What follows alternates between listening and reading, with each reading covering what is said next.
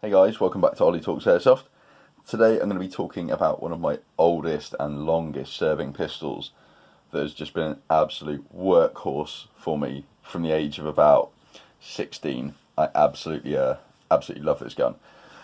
What it is a Western Arms Wilson Combat. So essentially it's a Western Arms Infinity but with a Wilson Combat slide and some nice Wilson's logos on the grips, as well as the barrel bushing as well. Also has the Wilson's marking on it, which is actually really cool. But as you can see, if you look at the front head core, that's where it's supposed to sit. That's where it currently does sit. This gun has been run on everything from green gas right the way through to black gas. When I first got this, being that it was sort of like 20 something years ago, it wasn't really known so much about like not running high power gas in Western Arms, and you could also still buy these. I bought this from Den Trinity in Hong Kong and got it delivered. So actually the reason I ended up getting this particular gun, it wasn't actually entirely what I wanted. There were two versions of the Wilson Combat, and this was the Hi-Capa version. So essentially that means that it uses a double stack like 2011 magazine, which is fine. But yeah, it wasn't actually the version that I'd originally wanted to get. But nevertheless, it came through. It was too hard to return, so I kept it, and I'm so glad that I did. This gun is awesome. So one of the reasons that I really liked this gun, and this is, if anything, this is one of the guns that turned me on to being a gas blowback enthusiast. Back then I was running a Tokyo Marui M4A1. They'd only just come out, and I absolutely loved it. It was so good on the battlefield compared to what was around at the time. Yeah, it was fantastic. The only problem was I always used to run my hop-up set really high, and when you're trying to shoot someone behind a barricade, that can actually be quite tricky. So I kind of went for this because I'd seen some of my friends using Western Arms pistols, and quite frankly the hop-up was terrible. And as far as I can remember, it was, instead of a nub going down into the top of the barrel, it was a plate at the bottom of the barrel which would push the BB up into the nub at the top. Just a terrible design. Whereas this one actually didn't have a hop-up, and that's one of the reasons that I was swayed and ended up kind of, you know, getting this one, because it seemed to suit really well. And having no hop-up, what it did is it just led to it inherently having like just really fantastic accuracy. As long as I kept the barrel clean, then the gun worked fine. So it meant that I could shoot someone that was behind a barricade using my pistols, because without having to readjust my hop-up on my rifle. So, and it's, to be honest, that's still something that I do today, and it's because of this gun having no hop-up that really encouraged me to do that.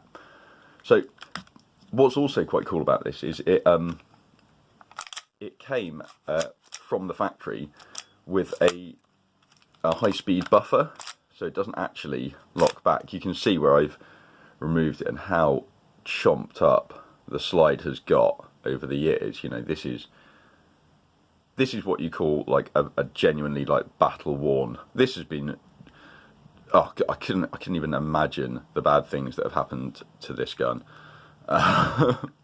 over my years of owning it. But it has been so solid. The front sight moves a bit, but it actually doesn't come off, so that doesn't really fuss me. I don't think I've ever actually bothered adjusting the rear sight. We do have, if my phone will pick it up, Wilson 45 ACP. Pretty cool, with some pretty nice markings.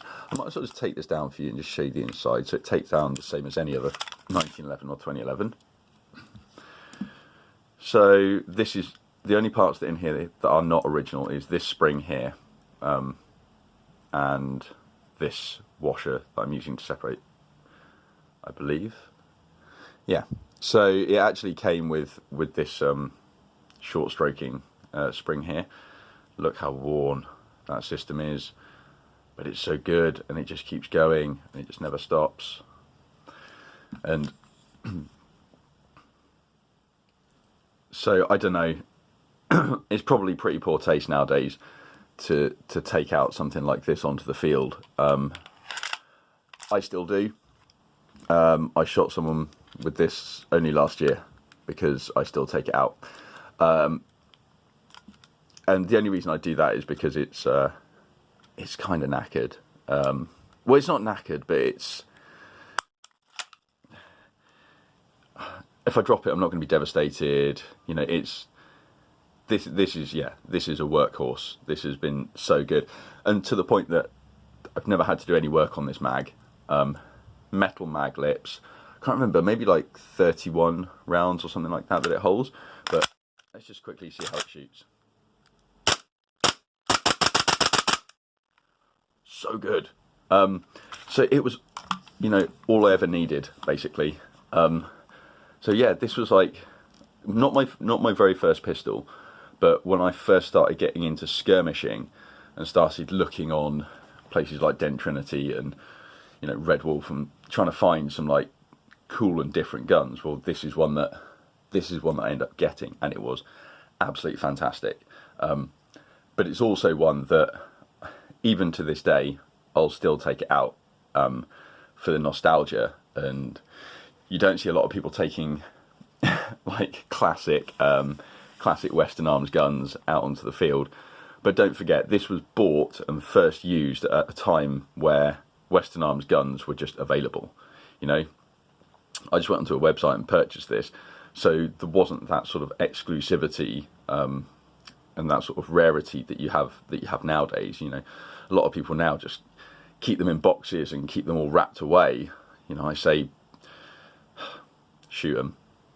That's what they were like built to do. They were built to shoot. They were built to, you know, be toys to be played with and have fun. And I know there are some super old examples and some super rare things out there that, yeah, people may not want to. But this is my collection, and I will do with it what I like. So I think the only other thing I just wanted to talk about really quickly on this gun was it does have some ambi controls. Obviously, it's the slide is plastic, the bottom is lower is made of metal, and it's got plastic grips here. It does actually have adjustable trigger pull. You can see just in here there's actually some adjustment, which is great. And all of the major controls, I mean, you can see how many times I've hit that mag catch and everything like that. It is a plastic trigger, but the actual trigger pull itself is quite nice. So this is obviously incredibly worn in, so it gets there, and super light. One of the weird things about a Western Arms pistol is the backstrap safety still works as well, which is incredible for all this time. But if you were to push the backstrap safety in and pull the trigger, the hammer will drop, and normally that's where it will stop. But if you pull the trigger and press it after it's fired, it can go all the way in. I have had this before where I've kind of accidentally pushed the back when there's been a mag in, and it will cycle the gun and scare the shit out of you. So yeah, you do have to be careful. But obviously, you know, most people that end up picking up something like this aren't going to be taken out onto the field. They're not going to be using it. They're probably going to be treating it quite preciously. But you can take them out, and they are really fun. They're really cool. And I think it's nice for people to see kind of rarities out on the field as well. It's nice to see someone actually using something which you just don't see.